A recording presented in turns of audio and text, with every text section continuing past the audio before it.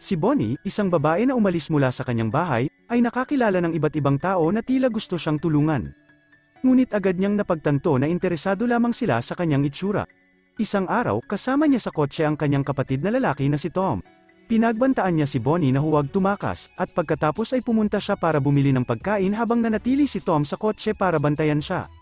Bigla na lamang may isa pang kotse na sinusubukang magparada kung saan sila nakapark, ngunit nakaharang ang kotse ni Tom. Ginamit ni Bonnie ang pagkakataong ito para makalabas sa likurang pinto ng kusina. Nakita ni Tom na tumatakbo siya at hinabol siya, halos mabangga ang kotse ni Eddie. Dahil sa galit ay hinabol din sila ni Eddie, nagtago si Bonnie sa isang eskinita at nagparada si Tom malapit doon. Sinamantala ni Bonnie ang pagkakataong ito para nakawin ang kotse ni Tom, ngunit nahuli siya ni Tom at sinaktan siya dahil sa pagtangkang tumakas. Bigla na lamang dumating si Eddie at ang kanyang mga kaibigan at pinigilan nila ang ginagawa ni Tom. Sinabi ni Bonnie sa kanila na inatake siya ni Tom kaya sinaktan nila ito. Ngayon na malaya na, naglakad si Bonnie sa paligid ng lungsod magdamag hanggang sa marating niya ang isang lugar. Pumasok siya ng palihim sa isang bakuran at uminom ng tubig mula sa isang hose na nagpabahol sa aso ng kapitbahay. Isang babae na nagngangalang Pat, na dumadaan, ay nainis sa ingay at sinubukang takutin ang aso. Si Pat ay naging usisero at nagsimulang makipag-usap kay Bonnie. Punit ang damit ni Bonnie mula sa kanyang away kay Tom noong nakaraang gabi, kaya hiningi niya kay Pat ang isang safety pin.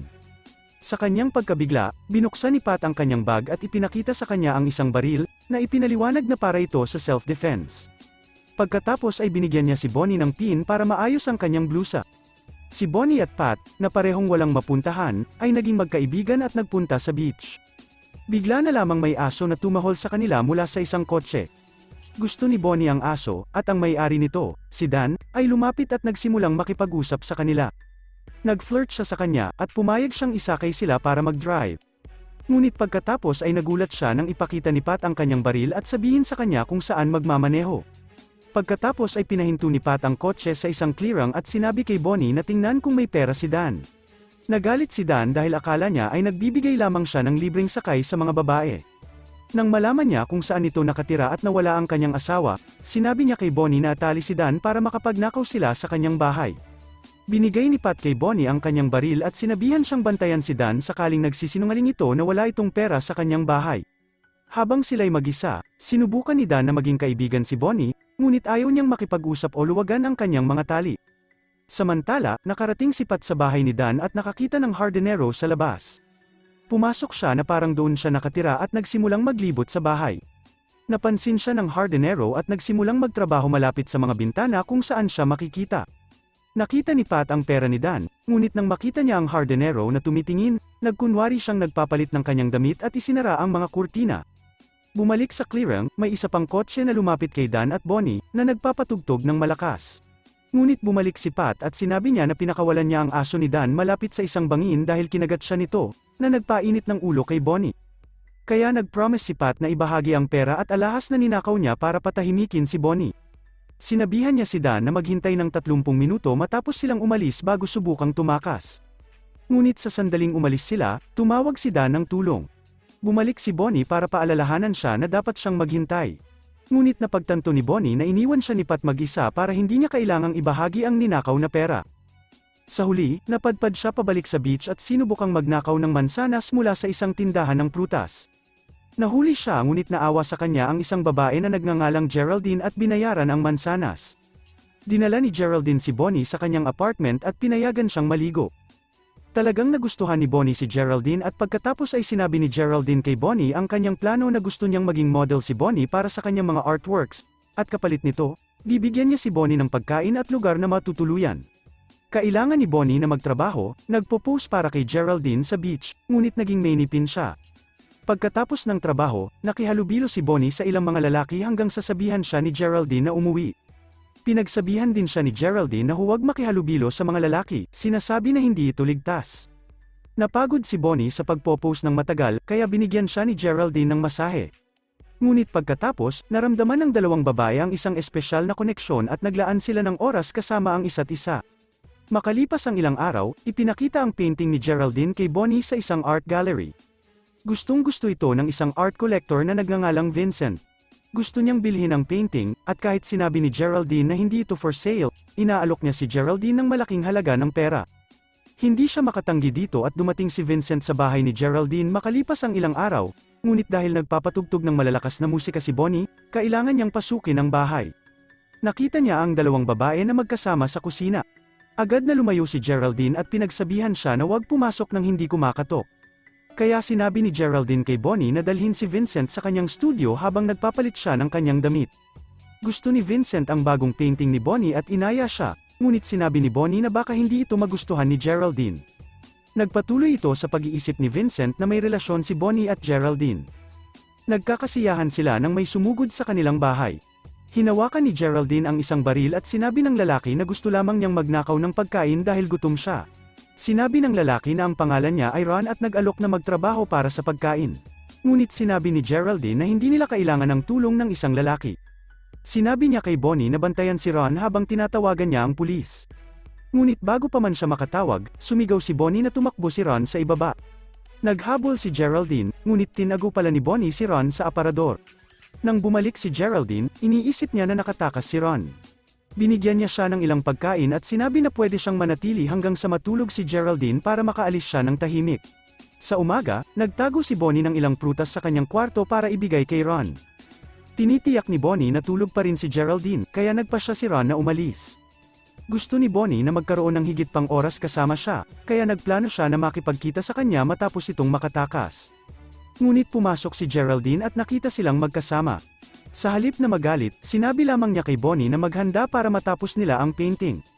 Nang mag-isa si Geraldine kasama si Bonnie sa studio, pinagsabihan niya ito dahil nasaktan niya ang kanyang puso. Ngunit gusto ni Bonnie na patuloy na makita si Ron, kaya sinabi niya na baka umalis siya kasama nito. Pumunta si Bonnie sa kanyang kwarto para magpalit ng kanyang damit. Si Geraldine, na galit pa rin, ay tumawag kay Ron para ibalik sa kanya ang kanyang kutsilyo. Ngunit habang siya'y lalabas, binaril siya ni Geraldine. Nadinig ni Bonnie ang putok at tumakbong bumalik para makita si Ron na nakahandusay sa sahig. Siya'y labis na nalungkot at tumawag si Geraldine ng pulis.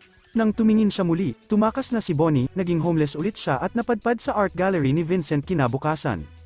Humingi siya ng tulong kay Vincent, kaya pinayagan siya ni Vincent na manatili sa kanyang bahay para makaiwas kay Geraldine. Nagkaroon sila ng masayang hapunan at pagkatapos ay inihatid niya si Bonnie sa bahay. Makalipas ang ilang araw, pumunta si Geraldine sa gallery ni Vincent dahil gusto niyang makita ang kanyang bagong painting. Iminungkahi niya na ipakita sa kanya ang kanyang gallery kung saan marami sa kanyang pinakamagandang mga painting ang naka-display. Ayaw ni Geraldine, ngunit nagpumilit si Vincent at nangako sa kanya ng isang sorpresa. Sa hapon, sinundo ni Vincent si Geraldine mula sa kanyang bahay. Habang naghihintay sa kanya, iniwan niya ang isang liham sa kanyang mailbox. Dinala niya si Geraldine sa kanyang bahay at ipinakita sa kanya ang kanyang mga alagang hayop, na pawang mga babae. Sinabi ni Vincent na pareho silang gusto ni Geraldine na magkaroon ng kontrol, ngunit iniisip ni Geraldine na sinusubukan niyang mangakit sa kanya. Sinabi niya sa kanya na hindi siya interesado sa mga lalaki. Tumetawa si Vincent at sinasabi niya na hindi siya nanliligaw sa mga babae, tinuturing niya silang mga alagang hayop. Natatakot si Geraldine at sinusubukan niyang umalis, ngunit pinapayag siya ni Vincent na makinig sa kanya. Sinabi niya na palagi siyang nangangarap na magkaroon ng zoo, ngunit sa halip na mga hayop, mga babae ang nandoon. Nagulat dito si Geraldine, ngunit sinabi ni Vincent na magandang ideya ito dahil aalagaan ang mga babae at hindi na sila mag-aalala sa ibang bagay. Gusto pa ring umalis ni Geraldine, ngunit nang sabihin ni Vincent na nasa kanya si Bonnie, tumigil siya. Sinabi niya sa kanya kung paano lumapit si Bonnie sa kanya para humingi ng tulong matapos itong tumakas kay Geraldine. Ngunit sa sandaling umalis si Vincent sa kwarto, napagtanto ni Geraldine na nakakandado siya. Sinusubukan niyang makalabas, ngunit may mga rehas pa rin ang mga bintana. Pagkatapos, bumalik si Vincent kasama si Bonnie at muli silang nagkita ng dalawang babae. Dinadala ni Vincent si Bonnie at sinusubukan ni Geraldine na tumakas. Ngunit natagpuan siya ni Vincent at sinabi niyang gusto niyang panatilihin siya. Sinabi niya na masama ang pagtrato ng mga babae sa mga lalaki sa pamamagitan ng pag-arte na sila'y mas mahusay at pagkuha ng kanilang mga trabaho. Pinag-uusapan niya kung paano kinuha ng kanyang ina ang negosyo ng kanyang ama at kumita ng malaking halaga ng pera, ngunit sinira ang kanyang buhay. Binanggit din niya ang isang art director na namatay at ang kanyang asawa ang pumalit sa kanyang trabaho sa halip na si Vincent. Nararamdaman ni Vincent na ang tanging bagay na magaling ang babae ay sa kama lamang. Dinala niya si Geraldine sa basement kung saan niya itinatago ang kanyang mga alagang hayop kasama na si Bonnie. Natatakot si Geraldine nang makita niya si Bonnie sa hawla at hinihiling kay Vincent na palayain ito. Ngunit nasa sabik si Vincent sa kanyang galit, sinabi niya kay Geraldine kung paano dati sumisigaw sa kanya si Bonnie, ngunit nagawa niyang patahimikin ito. Sa tingin niya, mas masaya na ngayon si Bonnie dahil hindi na niya kailangang magtrabaho o lumaban para mabuhay. Gusto pa rin ni Geraldine na palayain niya si Bonnie, kaya pumunta si Vincent para kunin ang susi ng hawla niya. Habang wala siya, tinanong ni Geraldine si Bonnie kung ano ang ginawa sa kanya ni Vincent. Sinabi ni Bonnie na sinaktan siya nito kapag hindi siya nakikinig sa kanya. Sinabi niya na nagsimula ito lahat ng day-in siya ni Vincent na pumunta sa kanyang bahay, na nangakong pangangalagaan siya, ngunit pagkatapos ay inilagay siya sa hawla. Ayaw nang nakakulong, natagpuan ni Geraldine ang letigo ni Vincent at sinubukang atakihin siya nang bumalik ito. Ngunit kinuha niya ang letigo mula sa kanya at binuksan niya ang hawla ni Bonnie at sinabihan si Geraldine na pumasok. Ngunit habang hinahatak niya ito papasok sa hawla, tinulak silang pareho ni Bonnie papasok at kinandado ang hawla. Pinakawalan niya ang iba pang alagang hayop ni Vincent, kumuha ng ilang mahahalagang bagay mula sa bahay, at umalis. Tumakas siya gamit ang kotse ni Vincent at nakaganti siya sa dalawang tao na akala nila ay magagamit siya para sa kanilang sariling kasiyahan, ngunit mas matalino siya kaysa sa kanilang inakala.